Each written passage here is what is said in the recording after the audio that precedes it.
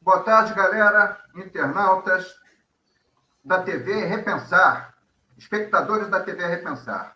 Nosso endereço é www.radioTVRepensar.com. Estamos aqui hoje com o nosso companheiro, advogado de Porto Alegre, do Rio Grande do Sul, Luiz Augusto, desculpa se eu vou pronunciar errado, Washburger. Tá. E militante das causas, né, sociais e também, né? E aí ele vai contar um pouquinho da história dele, como é que surgiu, né, a luta em Cuba, pró-Cuba, aqui no Rio Grande do Sul, né, que não necessariamente tenha surgido lá na década de 60, quando já começou o bloqueio dos Estados Unidos, mas ele vai contar um pouquinho da história dele e da militância também do Partido dos Trabalhadores, do qual ele faz parte. Seja bem-vindo, Luiz. Você está ao vivo na TV Repensar, em vários canais do YouTube e nos canais também do Facebook. Seja bem-vindo. Obrigado, Leonardo. Obrigado. Uma boa tarde a todas e todos, companheiros, camaradas. Bom, como o Leonardo falou, eu sou advogado aqui de Porto Alegre, Rio Grande do Sul, e sou militante da Associação Cultural José Martí, que é uma associação que há quase 40 anos promove aqui no âmbito do Estado do Rio Grande do Sul o movimento de solidariedade ao povo cubano, à Revolução Cubana e às conquistas sociais dessa revolução e a grande resistência que se faz contra o Império Estadunidense, que já desde 1962 realiza um bloqueio genocida contra a Ilha Socialista. É importante dizer que as conquistas da Revolução Cubana são defendidas pelo povo cubano. Hoje, Cuba, além do bloqueio financeiro, econômico, sofre também um bloqueio midiático muito forte, porque sofre violência midiática, né? Agora, recentemente, no dia 15 de novembro, se organizou, a partir das redes sociais, que seria um levante, uma grande marcha contra a Revolução Cubana, e o que se viu em Havana, em outras cidades de Cuba, foi que quem foi à rua foi o povo a defender a Revolução. E um dos cubanos que, patrocinados pela CIA, estava organizando através das redes sociais, através do Twitter, através do Facebook, né? Viajou para a Espanha e não participou da marcha, foi flagrado embarcando para a Espanha, sem explicar quem paga a viagem, o que ele vai fazer na Espanha, que recursos que faz com que ele promova esse tipo de ação lá dentro, que a inteligência cubana tem certeza, sabe que é patrocinado pela CIA. Esse movimento também foi uma tentativa de se organizar em outros países. E em outros países o que se viu foi um levante da resistência pela Revolução Cubana. Isso foi notícia na Espanha, na Inglaterra, no próprio Estados Unidos, né? Os defensores das conquistas da Revolução Socialista, se insurgiram contra esse levante golpista patrocinado pela CIA. Aqui em Porto Alegre, a Associação Cultural José Martí também fez o seu ato de resistência no Monumento dos Expedicionários, né? Haviam lá meia dúzia de pessoas com uma van alugada pela Embaixada dos Estados Unidos, todas elas, alguns cubanos, mas a maioria bolsonaristas, né? E a Associação Cultural José Martí fez um ato com quase 300 pessoas, promovendo, inclusive, a unidade da esquerda neste ato.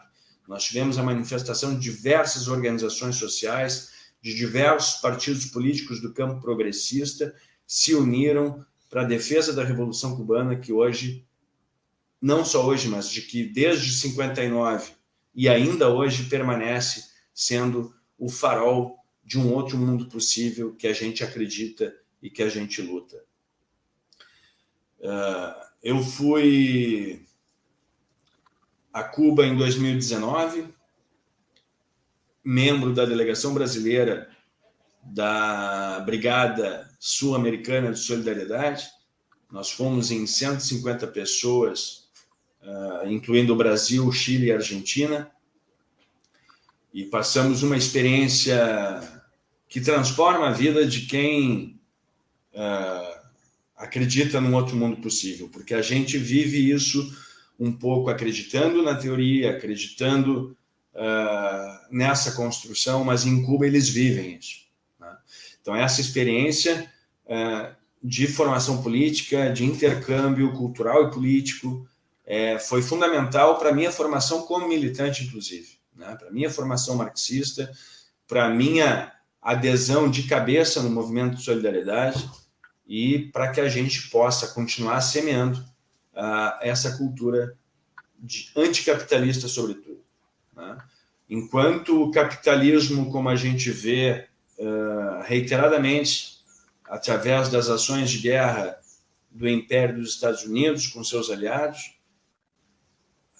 espalha bombas pelo mundo, espalha fome pelo mundo, a miséria, a desgraça por onde passa, destruindo países inteiros na sua sanha de obtenção de lucro, de destruição do planeta pelo exaurimento dos recursos. Cuba manda médicos, como mandou aqui para o Brasil, através do programa Mais Médicos, no governo de Lula e depois no governo de Dilma, onde, como dizia o Fidel Castro, Cuba envia médicos aonde nem as bombas chegam. E esse é o grande recado de solidariedade do povo cubano. Apesar de bloqueado, apesar de difamado constantemente por Reuters, pelas três grandes agências que são de monopólio da imprensa do mundo, que hoje o que se faz é copia e cola a partir dessas agências que ditam como a informação deve chegar nas pessoas. Então, apesar desse bloqueio midiático que Cuba sofre, apesar do bloqueio genocida que Cuba sofre, Cuba segue enviando médicos a quem precisa. Cuba desenvolveu 3 vacinas contra a Covid-19, já tem 80%, 90% da população vacinada, começou a vacinação de crianças, tanto que agora, no dia 15 de novembro, se retomou plenamente a volta dos pioneiros, das crianças, para a aula presencial, né? Cuba reabre agora as fronteiras porque a pandemia está controlada, né? E este é o grande exemplo. O capitalismo não é o fim da história. Existe uma outra forma de viver. Existe um jeito de viver que é de pensar nas pessoas e não no acúmulo de capital, não na exploração do outro, não no exaurimento do planeta, né? E Cuba hoje, para nós da América Latina, é quem melhor dá esse recado, né? E eu tenho certeza que a cada pouco nós vamos voltar a esse despertar, como voltou o despertar da juventude chilena, como voltou o despertar na Bolívia, apesar do golpe que sofreu Evo Morales, o povo volta a levar o campo progressista ao poder, como segue acontecendo na Nicarágua, como segue acontecendo na Venezuela, como aconteceu na Argentina, apesar do resultado não tão bom nas últimas eleições, mas a América Latina voltará a ser um campo de resistência ao imperialismo mundial, numa luta decolonial, numa luta anticolonialista, anticapitalista e numa luta de solidariedade ao mundo. Esse é o recado que Cuba dá e esse é o recado que todo militante de esquerda tem o dever de promover. Acho que é isso, Leonardo, por enquanto. Perfeito, Luiz. Você assistiu o discurso do Lula lá na frente, né, ao Parlamento Europeu, e você acha que, com aquele discurso, o primeiro foi patrocinado pelo SPD da Alemanha. Da Alemanha. Uhum. Socialista, né? Uhum. E você acha que esse discurso do Lula pode modificar alguma coisa em relação ao bloqueio em Cuba? Porque foi muito forte, ele foi aplaudido de pé e também ele conclamando, principalmente na América Latina, né? Claro que ele puxou a sardinha para o nosso lado na América Latina para a gente fortalecer as bases socialistas. Você acha que pode fortalecer um pouco o movimento, essa atitude do Lula lá na Europa, na União Europeia? Eu penso que ajuda nesse despertar, compreende? Todas as reuniões da Organização das Nações Unidas, o bloqueio econômico dos Estados Unidos ele é condenado, ou por unanimidade ou por ampla maioria. Geralmente votam a favor do bloqueio ou contra a censura do bloqueio os próprios Estados Unidos, Israel e, recentemente, o governo brasileiro, que virou capacho das políticas internacionais do governo Trump. Até a ascensão fascista no Brasil, desse sujeito que ocupa a presidência da República, o Brasil, historicamente, votava contra o bloqueio. E então, mas a gente sabe que o jogo da geopolítica, quando se trata do maior país imperialista do mundo, às vezes as coisas não se dão como seriam com outros países. O que a gente acredita é que nós, promovendo um governo progressista na América Latina, a gente tem condições de ajudar a Revolução Cubana a manter as conquistas que vem mantendo até aqui e a buscar a inspiração para a América Latina lá. A Revolução Cubana aconteceu em 1959. O bloqueio veio em 1962. Quando veio o bloqueio, se dizia que a Revolução não resistiria. E resistiu. Em 1989, quando cai o bloco soviético, se dizia que a Revolução Cubana não iria resistir, e resistiu. Aí se passou por um longo período de grande dificuldade, que é o chamado período especial, onde, em função da queda do bloco, Cuba teve que se reinventar para manter o processo revolucionário e sufocada pelos Estados Unidos, que estão a 100 quilômetros de Cuba. Cuba resistiu. Disseram que com a morte do Fidel Castro estaria terminada a Revolução, porque era o Fidel que era... E Cuba resistiu. E Cuba seguirá, com a pandemia, quando Cuba teve que fechar as fronteiras para manter a integridade do seu povo, então perde a verba de turismo que entrava na ilha, que movimenta significativamente a economia. Disseram que a Revolução não ia resistir, e a Revolução Cubana segue de pé, porque o povo cubano não admite retrocesso nas conquistas que obtiveram. Até 59, quando vem o triunfo da Revolução, Cuba era o quintal dos Estados Unidos. Era a zona de prostituição, de drogas, enfim, de toda a ordem, de abusos de toda a ordem a partir do Império Estadunidense. E é isso que eles não suportam. Eles não suportam que Cuba se mantenha de pé, que Cuba tenha a sua própria dignidade. Para você ter ideia, Leonardo, quando um navio aporta em Cuba, ele está 6 meses proibido de aportar nos Estados Unidos. Qualquer empresa que faz negócio com Cuba não pode fazer negócio com os Estados Unidos. Qualquer componente eletrônico que seja de patente estadunidense, não pode chegar a Cuba. Cuba não consegue fazer transações internacionais a crédito. O pagamento tem que ser à vista. Então, você pensa, se você quer o quão mais caro é você mandar uma carga para Cuba, por exemplo, se esse navio não pode aportar em lugar nenhum depois. E o pagamento tem que ser à vista, porque Cuba é proibida de fazer transações em dólar e via Fundo Monetário Internacional, ou seja, a forma como for. Então, é esse tipo de coisa que nós estamos falando. Não se consegue insumos para seringas. Aqui no Movimento Brasileiro de Solidariedade, nós mandamos 1 milhão de seringas para Cuba, porque não se transaciona com Cuba. Então, quando a gente fala, mas o bloqueio... Não, é grave, é sério, e é genocida, é desumano, isso é crime humanitário que se está fazendo.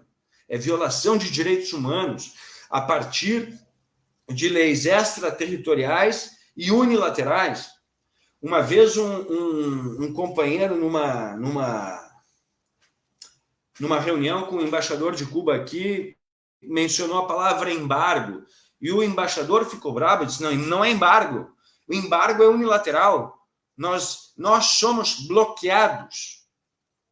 Então, é disso que se fala, e isso torna ainda mais valente, mais aguerrida a resistência que o povo cubano realiza. Não é qualquer povo que é capaz de suportar por 60 anos, não é? Uma violência como sofre. E, inclusive, os Estados Unidos, que são tão preocupados, não é, com os direitos humanos, mantêm a prisão de Guantánamo invadida na ilha de Cuba, com prisioneiros de guerra, sem processo, sem julgamento, com tortura e morte. Então, que direitos humanos são esses? O que eles querem, na verdade, é vencer a revolução. E não vencerão. Não vencerão. Cuba se manterá de pé, como se mantém há 60 anos, sem se dobrar para os Estados Unidos. E eu penso que essa também tem que ser a nossa luta. Quando a gente vê, e você falou do Lula, quando a gente vê o Lula sendo aplaudido de pé no Parlamento Europeu, enquanto o sujeito que ocupa a presidência da República está lambendo as botas no Oriente Médio e se esbaldando com dinheiro público, com o filho dele fantasiado de sheik, ou seja lá o que era aquilo, não é? A gente vê o tamanho do nosso retrocesso. A gente vê o tamanho, o quanto o Brasil diminuiu em termos de geopolítica, em termos internacionais. Você lembra, Leonardo, que o Brasil chegou a ser a 5ª, 6ª economia do mundo, não é? E hoje nós estamos, acho que em 12º lugar, qualquer coisa assim.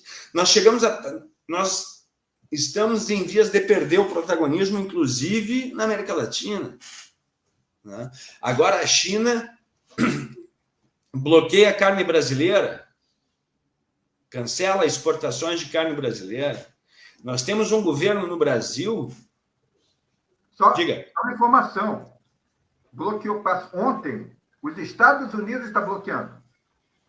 Veja, né? Então, um governo que centrou, desregulou o mercado interno, atrelou a economia ao dólar para viver de exportação, ou seja, nós temos hoje fome no Brasil e carne sendo exportada para fora. Isso é uma indecência. Quem não compreende que isso é uma indecência tem que rever os seus valores. A economia brasileira, gente que passa fome no Brasil, que é o país com o maior manancial agrário, com talvez o segundo ou terceiro maior número de carne, de plantações. Velho, o que dá o Brasil? Quando a gente vai para Cuba e volta, a gente diz assim, porra, se a gente fizesse metade do que aqueles caras fizeram aqui... Porque quando a gente está falando de lá, velho, a gente está falando de uma ilha que dá cana-de-açúcar, dá tabaco e fica por ali. No Brasil tudo dá, velho. Não tem fundamento, não tem explicação a miséria que a gente vive aqui. Não tem explicação a fome que as pessoas passam aqui. Não tem explicação, velho, as pessoas têm que trabalhar da forma mais precarizada que o capitalismo vai se reinventando, né? Agora inventaram o empreendedor do Uber, né? Que é um troço sensacional, né? O cara tem que trabalhar 20 horas por dia para conseguir botar comida na mesa, velho. E se o cara se acidenta, o risco é dele. Se o cara quebra a perna, ele não come, porque não tem trabalho, não tem assistência social. Então, é esse tipo de coisa. E com detalhe, Luiz, ele já é desempregado. Ele foi desempregado, ele é um engenheiro, ele é um economista, ele é um contador, foi desempregado e passou para o Uber. Ele já é um desempregado. Claro, claro. Né? Então, é esse tipo de coisa que revolta, sabe, Leonardo? Porque a nossa economia hoje, centrada na exportação, com a alta do dólar, para justamente dar o lucro disso, e sem ter condições de abastecer o mercado interno, porque ou falta no mercado interno, ou as pessoas não têm condição de comprar, porque foi para fora, diminuiu a oferta aqui, e o preço sobe aqui também. Né? Então, eu acho que nós estamos caminhando, né? E a rejeição do governo Bolsonaro mostra isso, por um acordar do Brasil também. Né? É claro, a gente sabe que as grandes mídias têm uma influência muito grande nesse processo. Né? Os caras conseguiram invisibilizar a viagem do Lula, se renderam porque tiveram que segurar a onda que estava explodindo nas redes sociais. Né? Lula era notícia no mundo inteiro, menos no Brasil, nessa viagem internacional. Então foram obrigados a falar o nome do Lula no Jornal Nacional por 3 minutos. Né? Agora, um dos principais, talvez o principal meio de comunicação da mídia formal burguesa, ainda da imprensa formal da mídia burguesa,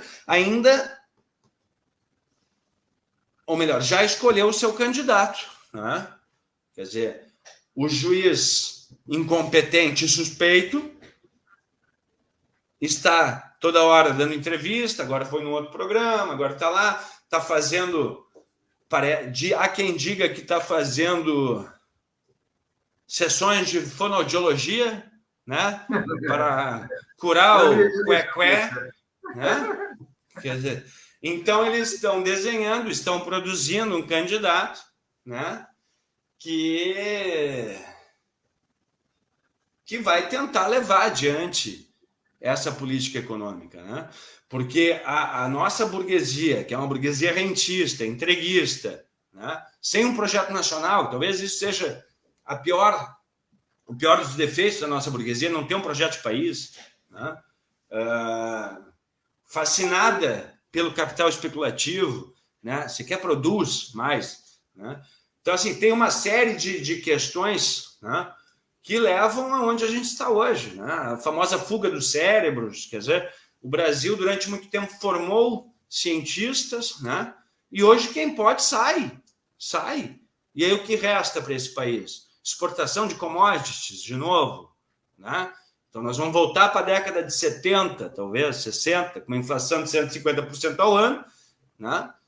E vivendo de exportação de commodities com a alta do dólar. E o povo, como é que fica? Né? Então, eu acho que o povo vai acordar, vai resistir. Né? A burguesia não suporta esse sujeito porque é um tosco, um delinquente, e está tentando formar outro. Né? E então eu acredito, sim, que a gente tem condições de formar, de voltar a ter um governo progressista no Brasil, né? A ter um governo que pense mais nas pessoas do que no lucro, né? As pessoas retomar um pouco da sua dignidade. A gente tinha, antes do golpe, o pleno emprego no país, né?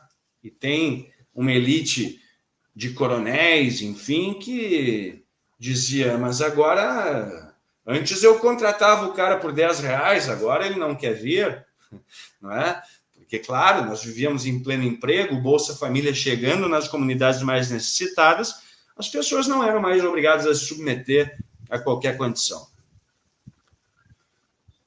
Vamos ver, eu acho que o povo tem condição de despertar de um processo de uma distopia que nós fomos enfiados, né, com os piores valores. Luiz, quando a gente fala de Cuba, o pessoal se esquece que quando começou o problema da pandemia, por exemplo, né, que é o problema mais sério que a gente tem em décadas, né, desde a Segunda Guerra, a Grande Guerra Mundial, começou lá na China e depois se espalhou por todo mundo, e aqui nós vimos daquela catástrofe que foi na Itália, na Espanha. Quem é que chegou primeiro na Itália? Foram recebidos com honra de Estado. Parecia um chefe de Estado descendo do avião. Os cubanos, os médicos. Os médicos cubanos, claro. Então, eles foram, para quem não se lembra, mas pode resgatar aí, os primeiros que se ofereceram, não foram pedidos, não, se ofereceram para ajudar a crise na Itália, foram os médicos cubanos. Fala de médicos cubanos, o pessoal remonta aqueles médicos cubanos que vieram para cá, e houve essa crítica do tal do Revalida. Eles são médicos. O Bolsonaro fala que eles são terroristas. É um negócio tão patético que a gente não cabe nem a gente comentar a respeito. É muito... Principalmente nas periferias, porque os médicos cubanos eles não escolhiam o local para ir. Aonde tem que ir? Tem que ir nas aldeias indígenas, eles vão. Nos quilombos, eles iam. E nos rincões, sabe, os mais inóspitos rincões brasileiros, estavam eles lá. Né? Tinham lugares que nunca tinham visto médico. Não tinha médico. E aí, Luiz, você vai ficar surpreso, que eu acho que, de repente, você não sabe. Eu fui procurado por um amigo meu, da Petrobras, o irmão dele é médico.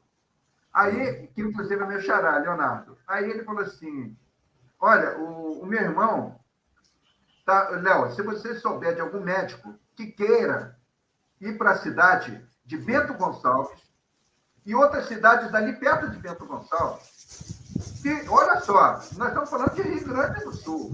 Não tinha médico. O prefeito estava oferecendo ali uma cidadezinha, eu esqueci o nome ali perto de Bento Gonçalves, 40 mil reais de salário e casa própria. Não tinha médico, não tinha. Porque ninguém quer ir para o interior, porque quer ficar nos grandes centros. E aí o prefeito sofrendo porque não tem médico.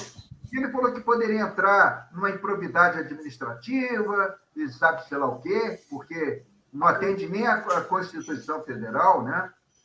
Resultado, está sem médico. Os médicos cubanos, eles tem que passavam no concurso e iam lá. Né?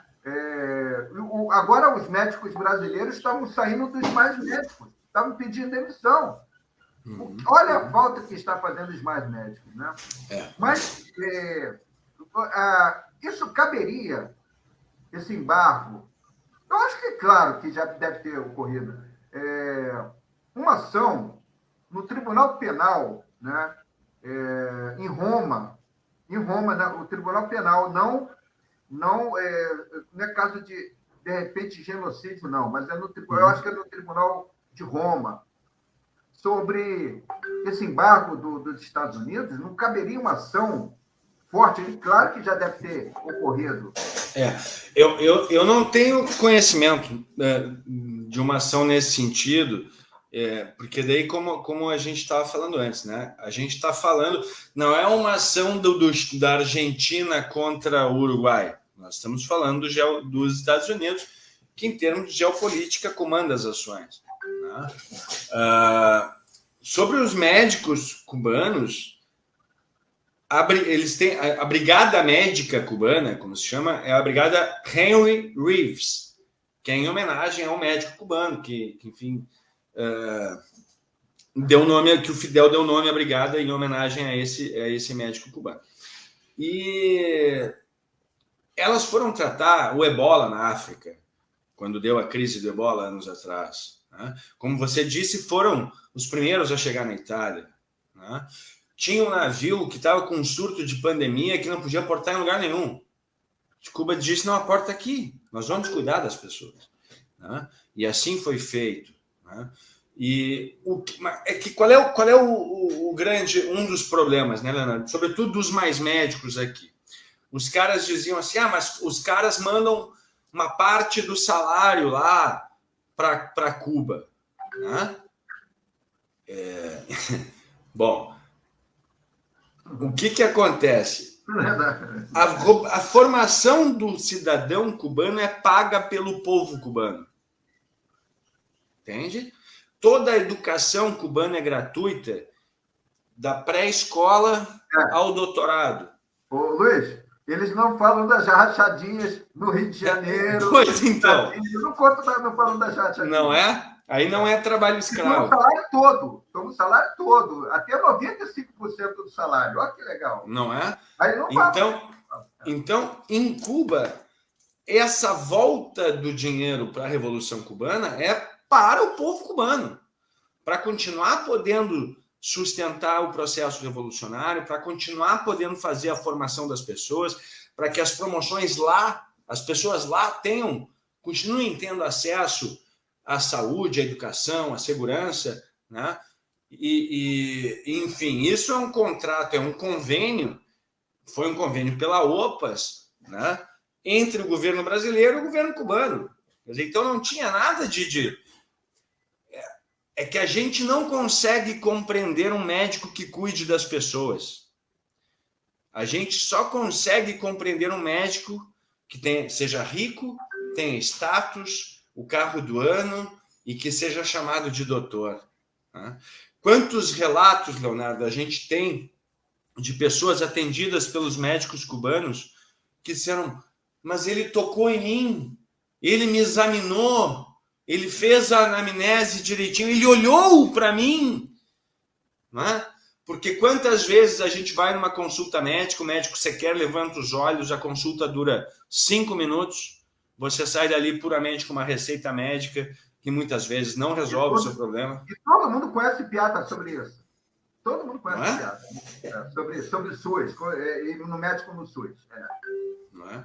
Então, São Gabriel da Cachoeira nunca tinha visto médico. E depois que o Mais Médicos foi embora, nunca mais vai ver médico, velho. Entende? Porque é como você está dizendo, o cara se forma doutor na faculdade de medicina, ele não vai ir para o interior do estado, ele quer ficar aqui, pô, sou doutor. Né? E aí isso tem a ver com o que nós estávamos falando um pouco no início, que é uma outra forma de ver o mundo, que é uma outra forma de pensar as coisas, que é um mundo mais solidário, que é um mundo das pessoas e não do dinheiro. Né? E é por isso que a Associação Médica Brasileira, o Conselho Brasileiro de Medicina, não suportava os médicos cubanos. Esse mesmo conselho que não foi capaz de dar uma palavra contra a cloroquina, que continuou defendendo experimentos médicos durante a pandemia, como a gente viu pessoas morrerem aqui no hospital com medicamentos que não eram autorizados, que estavam em fase experimental, que não deveriam ser sido sequer usados em humanos, para respeitar o ato médico, vão para o inferno. Não foram capazes de dizer, usavam a expressão de eficácia não comprovada. É mentira. Não é eficácia não comprovada, não. É comprovadamente que não funciona. E permitiram durante meses que as pessoas morressem com um tratamento ineficaz, comprovadamente ineficaz. Esse é o Conselho Médico Brasileiro, que não foi capaz de defender a população e a saúde das pessoas. Isso é uma indecência. E são esses caras que foram no aeroporto vaiar os médicos cubanos, tem aquela foto antológica daqueles médicos raivosos vaiando os cubanos. Ora, faça-me o favor. Ô, Luiz, a proxalutamida foi usado experimentalmente na Amazônia, cobaia. É coisa de Mengele, aquele médico nazista. A proxalutamida. Matou 500 pessoas. Inclusive, tem ação penal lá em Roma sobre isso. Sobre esse experimento no Amazonas. Mas teve aqui no Rio Grande do Sul também. A proxalutamida é um remédio, se eu não me engano, é para próstata. É para câncer de próstata. Isso. E matou 500 pessoas. Eu acho que teve um hospital aqui no Rio Grande do Sul. Quem é que vai pagar por essas mortes? Exato. E nós temos lá o Osmar Terra aqui do Rio Grande do Sul promovendo esses desastres aí a nível de Brasil. É ridículo. Luiz, deixa eu comentar aqui a respeito. Gente, quem iria fazer essa entrevista com o Luiz, já tinha acertado tudo, é a Rosa Beltrame, né? A nossa companheira daqui da TV, jornalista, ex-presa política no Uruguai, né? Saiu fugida do Uruguai, está há 44 anos aqui no Brasil. Infelizmente, ela teve problemas de saúde e não pôde comparecer. Tá? Então, eu simplesmente estou colocando aqui até com muita gentileza do Luiz, mas para poder também, né, atender as pessoas, né, os ouvintes que já estavam aguardando essa entrevista com o Luiz, porque é uma pessoa muito, muito nobre, salutar nessa luta aí, tá, em defesa de Cuba. Mas, continuando, você acha que o governo Biden, em relação ao problema de Cuba, já se falou lá nos Estados Unidos em romper esse embargo. Você acha que pode beneficiar alguma coisa ou não? Olha, é a mesma coisa. Alguns setores tinham essa expectativa, tá? Porque, né, o governo Obama, ainda que não tenha sido, e vamos lá, em termos de apesar do bloqueio contra Cuba, o governo Trump, por exemplo, se meteu em menos guerras do que o Obama e que o partido do Obama durante as suas gestões, né? De qualquer sorte, o governo Obama fez uma aproximação com Cuba, né? Permitiu os cruzeiros, acho que até chegou a voltar à embaixada. O próprio Obama fez uma visita a Cuba, né? E foi recebido pelo Raul Castro, enfim. E tem um documentário muito interessante, até para quem quiser conhecer um pouco mais. São dois filmes, um chama Los Hijos de la Revolución, que esses tempos passou no canal Curta da NET, se não me engano, e tem um outro filme muito interessante, outro documentário que chama Cuba e o Cameraman, que ele é um cara que foi durante 40, 50 anos a Cuba e filmou as diversas fases do processo revolucionário. Vale a pena assistir. Num desses filmes, que agora eu não tenho certeza em qual deles, tem a ida do Obama. O Obama vai lá no teatro, ele discursa, é aplaudido e parece haver uma aproximação, né, no sentido de se levantar as leis yankees, né, estadunidenses, que promovem o bloqueio. E aí vem o governo Trump, né, e o governo Trump com a ascensão da extrema-direita, e qual é um dos grandes lances da extrema-direita, né, isso é histórico. A extrema-direita tem basicamente duas bandeiras. Eu vou acabar com a corrupção e vou te defender do comunismo, né? Essas são as bandeiras que eles usam em qualquer lugar do mundo, né? Afora as questões de bandido bom, bandido morto, aquelas coisas que também é bandeira da direita fascista no mundo inteiro. E o Trump, a partir dessa lógica, né, recrudesce o bloqueio de uma forma violenta, né? Hoje não se pode mais ir, os estadunidenses não podem mais ir a Cuba em grupos, por exemplo, né? Não se permite que cruzeiros aportem em Cuba, né? Depois não podem aportar nos Estados Unidos, né? As transações em dólar foram bloqueadas, uma série de medidas que haviam sido feitas numa reaproximação do Obama foram recrudescidas a partir do governo Trump. E a esperança que alguns setores tinham é de que, como o Biden é do mesmo partido do Trump, do Obama, e foi vice do Obama, inclusive, né, de que fosse retomada essa aproximação. Passado um ano do governo Biden, até hoje, todas as medidas do Trump continuam em vigor. Não aconteceu essa esperada reaproximação. Então, assim, os cubanos não acreditavam nisso, viu? Quem acreditava nisso eram analistas externos. Tá? Os cubanos nunca acreditavam. Os cubanos não acreditavam nem no Obama, na verdade. Enfim, né? Porque, pela violência que eles sofrem há mais de 60 anos, é legítimo sempre haver alguma desconfiança quando se trata disso.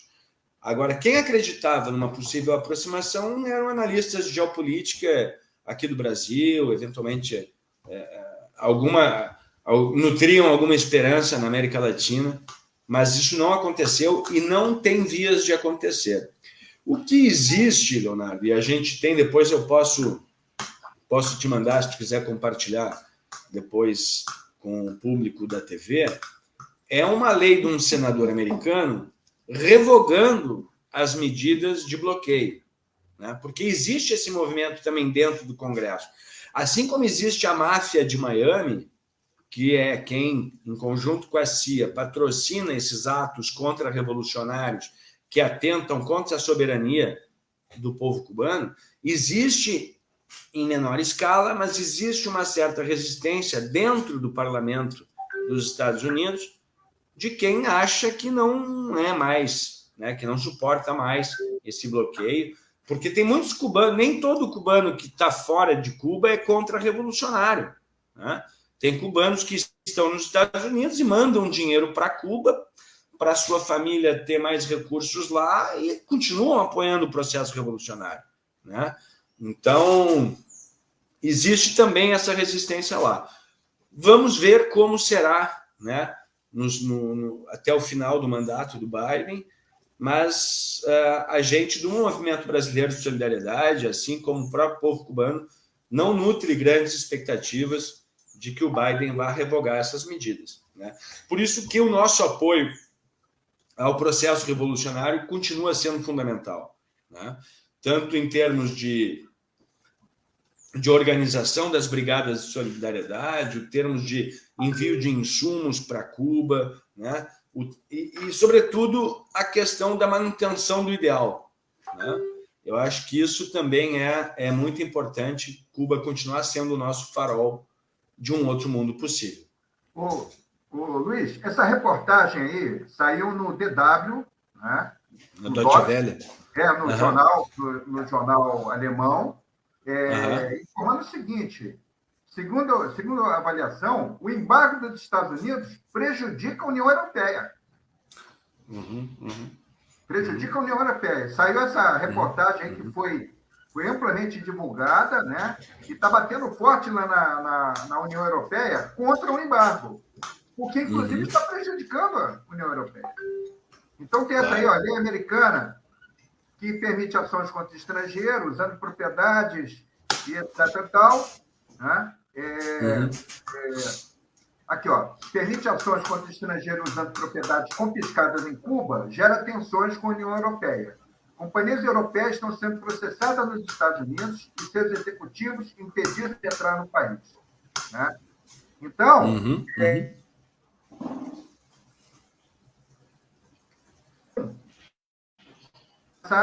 com essa palhaçada toda, né, de embargo, porque não só prejudica Cuba, que é lógico, né, é o maior prejudicado disso tudo, mas prejudica o mundo todo.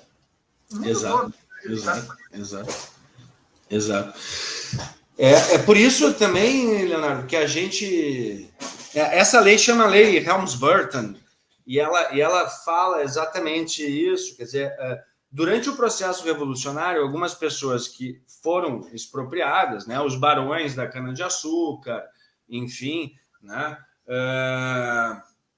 A grande burguesia que estava lá já desde aquela época a serviço dos Estados Unidos foram expropriados. E aí uma lei americana manda Cuba indenizar essas pessoas, né? E, bom, e se eventualmente alguma empresa europeia ali também já se instalou naqueles lugares, porque tem hotéis internacionais em Cuba, né, com parcerias, enfim, tem pessoas que trabalham em conta própria, essas pessoas, então, teriam que indenizar essas famílias dos Estados Unidos, né? O que é um absurdo, né? Quem tem que regular essas coisas é Cuba, é o governo cubano. Por isso que se diz que a lei é extraterritorial, não é? É uma lei dos Estados Unidos que trata sobre as coisas internas de Cuba, né? O que é um absurdo em qualquer aula de direito internacional público se compreende que isso não é possível, né? Exatamente, ó, coloca ali isto, não é? E, infelizmente, o Brasil vota contra pela primeira vez na sua história. Se absteve nessa? Foi? Então, a gente tem como tarefa, viu, Leonardo? Agora, nesse 15 de novembro, que foi o caso que eu mencionei antes, de resistência ao processo contra-revolucionário, os cubanos usavam assim: a razão é o nosso escudo. Por que é isso? Né? A maioria das coisas que se diz hoje sobre Cuba são inverdades, são fake news, é uma infâmia, são calúnias, né? E os cubanos se defendem com a verdade. Aí, Luiz, tá aí, ó, Colômbia, Ucrânia e Brasil, de extrema direita. Nenhuma novidade, né? Votar contra. Nenhuma novidade. Não, se abstiveram. Israel e os Estados Unidos, como sempre, votaram contra. Como sempre. Então, a verdade é o melhor argumento, viu, Leonardo? É por isso que a gente da Associação José Martí convida, agora nós, com Cuba tendo vacinado mais de 80% da sua população, com a vacinação das crianças em Cuba, com a vacina própria, com a vacinação completa, com a reabertura das fronteiras, a tendência é de que no início de 2022 a gente consiga retomar as brigadas de solidariedade, né? E aí, com isso, a gente convida as pessoas do campo progressista, as pessoas que têm interesse em conhecer o processo revolucionário, né? As pessoas que militam por um outro mundo possível, a se juntar, a se somar a nós para conhecer as brigadas de solidariedade, da qual eu fiz parte, e é uma experiência que, como eu disse antes, transforma a vida da gente, né? E se passa... Eu posso falar um pouquinho de como as brigadas funcionam? À vontade. Então, a gente fica... Não é? A brigada fica instalada num acampamento que chama Acampamento Julio Antônio Meia, que fica próximo a Havana, e lá a duração do acampamento é em torno de 14 dias, se não me engano, acho que é isso, e durante os primeiros 7 ou 10 dias se fica no acampamento, né, fazendo o trabalho solidário, o trabalho voluntário, né, porque essa é a lição de Che também, né, juntar a teoria com a prática, né? Então, o trabalho voluntário faz parte do processo do militante exercer essa atividade, e a gente, então, faz esse trabalho voluntário no acampamento, essencialmente no trabalho agrícola, e tem, durante todo o acampamento, palestras sobre economia, sobre direitos humanos, sobre a imprensa, sobre as relações internacionais. Então, tem uma formação política, pode-se dizer, né? E também há momentos de conhecimento da cultura cubana, a salsa, a culinária, enfim, é uma experiência muito interessante. Passado esse momento, se vai Cada brigada tem um programa que varia um pouco, né? Mas se conhece Santa Clara, onde o Che Guevara venceu, a coluna liderada pelo Che venceu uma das batalhas mais épicas do processo revolucionário, onde ele, com poucos homens, venceu um trem blindado. Se percorre outros lugares históricos do processo revolucionário e fica instalado em hotéis, enfim, e continuando conhecendo o povo, se conhece os CDRs, né, que são os Comitês de Defesa da Revolução, e se vive uma experiência de um outro mundo possível, né?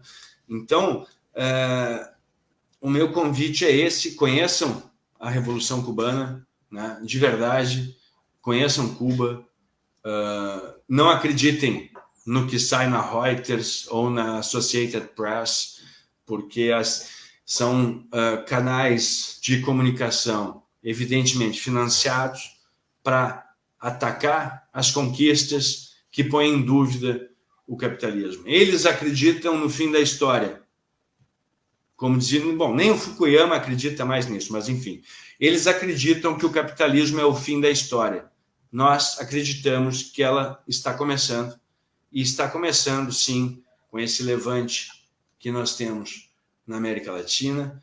Agora está tendo eleições, nos próximos dias haverá eleição no Chile para a formação do parlamento chileno, que vem a partir de um processo de levante da juventude chilena, né, onde conseguiram a derrubada da ditadura, da constituição de um dos ditadores mais sanguinários da América Latina, que é o Augusto Pinochet. O presidente da Constituinte é uma indígena. Isso é sensacional, porque a volta, a América Latina tem que voltar os olhos sobre si mesma, né, e não ficar buscando repetir experiências que não são nossas, a partir de um processo exploratório onde nós somos vítima e não protagonistas dele. A América Latina precisa voltar a ser protagonista da sua própria história. Nós temos condições para isso, nós temos povo para isso, nós temos território para isso, nós temos uma fartura de possibilidades. Basta que o poder popular assuma a guia, né, do destino do nosso povo, das nossas nações, da nossa América. Nós não vamos permitir, haverá resistência certamente, tornar o Brasil, de novo, um quintal dos Estados Unidos. E é por isso que nós vamos derrubar Bolsonaro, seja pelo impeachment, seja nas próximas eleições. Luiz, o que tudo bem, indo a Cuba, conhecendo a Revolução Cubana, que nós vamos fazer uma série na TV exatamente sobre isso, porque tem capítulos, né?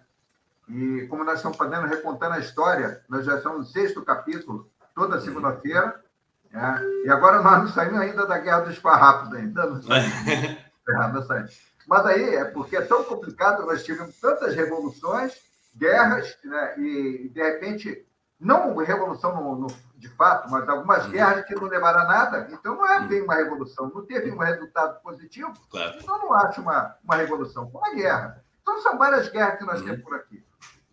Mas aí, de repente, fazer por capítulos, né? O que nós podemos fazer, além disso, atitudes dentro do nosso país com esse desgoverno que está aí? O que a gente pode fazer? Vocês já estão fazendo, mas em termos de militância pró-Cuba, o que a gente pode fazer? Olha, Ricardo, Leonardo, a gente, então, convido as pessoas também que estão nos assistindo a acompanhar o trabalho da Associação Cultural José Martí, né? A gente compõe um movimento brasileiro de solidariedade a Cuba, né? Então tem várias ações articuladas hoje, inclusive em função da pandemia, né? Principalmente pelas redes sociais. E lá está sendo divulgado esse trabalho. Todo dia 17 de cada mês a gente tem um sarau poético, porque dia 17 é o dia de solidariedade a Cuba, né? Internacional de solidariedade a Cuba. Então a gente promove um movimento cultural para falar das conquistas do processo revolucionário e para defender das infâmias que é feita. Eu acredito que a gente tem que... O processo revolucionário, Leonardo, é um processo de consciência, não é? E é um processo de conhecimento, e é um processo de vivência. Eu ouvi essa frase de alguém que eu não me recordo quem é, eu costumo repetir, de que a revolução não é um evento do Facebook, né? Que você marca lá, ó, a gente se encontra lá no Largo Glênio Pérez e vamos fazer a revolução às 3 da tarde do sábado. Não é assim que funciona, né? A revolução é um processo de consciência. Então, o que a gente tem que fazer é o que a esquerda brasileira, neste momento, faz e sempre fez, que é o nosso trabalho militante, que é, em cada espaço que a gente ocupa, poder divulgar a nossa verdade, né? E eu acho que, com isso, a gente vai retomar um pouco da classe trabalhadora, porque eu acho que esse é um grande problema que a gente vem enfrentando neste momento, né? É a perda de consciência de classe da classe trabalhadora, né? Isso foi muitas vezes cooptada por instituições de algumas religiões, enfim, esse é um terreno, estamos caminhando para o final e é um terreno farto para a gente poder debater, mas a gente precisa retomar a consciência de classe da classe trabalhadora, e a gente que é militante tem um dever. Eu acho que um espaço como esse que você propicia para que quadros importantes, como você mencionou para mim antes, que tiveram aqui, me sinto honrado de estar aqui, viu, Leonardo? Gostaria de agradecer muito esse espaço, sobretudo por falar, depois de tanta gente tão qualificada que já esteve por aqui. Qualificado. É uma honra para mim. Né? Então, assim, de ações diretas de solidariedade ao povo cubano, nesse momento, a Associação Cultural José Martí, a partir da coordenação do Movimento Nacional, vai ir divulgando nas suas redes, no Facebook, no YouTube, né? As pessoas podem vir se juntando a nós, né? A gente pode continuar promovendo esse trabalho e a gente vai atendendo as demandas do processo revolucionário também, conforme nos solicitam, né? Nós vamos voltar a promover as brigadas de solidariedade a partir do ano que vem. Então, tem a Brigada Sul-Americana de Solidariedade, tem a Brigada de 1º de Maio, que é o Dia do Trabalhador, que é um evento grandioso que ocorre em Cuba, que é a Brigada Internacional, onde vão delegações do mundo inteiro, inclusive dos Estados Unidos. E é isso. E nós temos também que fazer esse processo de consciência no nosso país, né? O Fidel dizia assim: nós não somos exemplo para ninguém. Nós fizemos a nossa revolução. A Revolução Cubana não é igual à Revolução Chinesa, que não é igual à Revolução Soviética, que não é igual à Revolução Vietnamita, que não é igual à Revolução que aconteceu no Camboja, que não é igual o que acontece na Nicarágua, que não é igual ao que acontece na Venezuela. Cada país tem o seu processo revolucionário. Cada país tem as suas condições materiais e históricas a construir o processo conforme as suas necessidades, né? Então, é isso que a gente precisa compreender no Brasil, né? Em que momento desse processo que a gente está, quais são as nossas condições materiais, o que a gente precisa vencer, né? E, neste momento, não me resta dúvida que o que a gente precisa vencer é a ascensão do fascismo no Brasil, dessa ultradireita tosca, burra e violenta, né? Aquela frase da Marilena Chauí, né? Cada vez faz mais sentido, né? Uma classe média violenta, ignorante enfim, as pessoas estão nos vendo, sabe exatamente qual é a frase que eu estou falando. Cada vez faz mais sentido, e essa gente assumiu o poder no Brasil e assumiu o governo no Brasil, e a gente precisa tirar eles de lá. Eu ainda não comprei a camisa de Cuba. Eu estou com a camisa em prol do México, né? Aqui, ó. Isso, Labrador. Né? Em prol do México. Opa, que beleza. Isso. É isso aí. Não olvides de onde vienes e de que está hecho. Isso. Muito bem. Então, nós temos que resgatar a solidariedade, né? Principalmente aqui na América Latina, né? E depois a gente espalha pelo mundo. Luiz, quer deixar um recado para a galera? Já chegando ao final. Quer deixar um recado? Além dos recados que você deixou, mais algum? Para concluir, então, Ricardo, para me despedir, Leonardo pergunta se eu estou pensando... O Ricardo é o presidente da Associação José Martí, e eu estou pensando no meu presidente, é por isso que eu troquei o teu nome, você me perdoa. O presidente da José Martí é Ricardo Resbert, eu estou pensando no meu amigo e por isso. Eu dei o endereço errado, porque a Marla, ela está colocando... Maria Cezira. É o Ricardo José Inácio, 303, terceiro andar. Me desculpe, então, por favor, o endereço é esse aí. O endereço atual. Né? Mudou o endereço lá. Casa da Economia Solidária, Centro Histórico, no centro de Porto Alegre. Muito obrigado. Obrigado pela observação aí. Para concluir, então... Eu dei o endereço lá da Rua dos Andradas, mas não é mais do que... Eu estou desatualizado.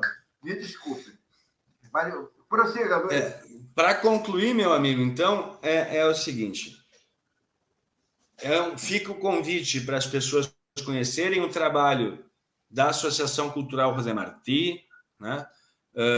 Nos contatem pelas redes digitais, tem a página da associação no Facebook, tem o canal do YouTube, né? Podem entrar em contato por lá, tem página no Instagram também, podem entrar em contato por lá que a gente recebe as pessoas para conversar e para trocar uma ideia, fazer uma formação, né? E, se for possível, levar adiante a parceria pelo Movimento de Solidariedade, né?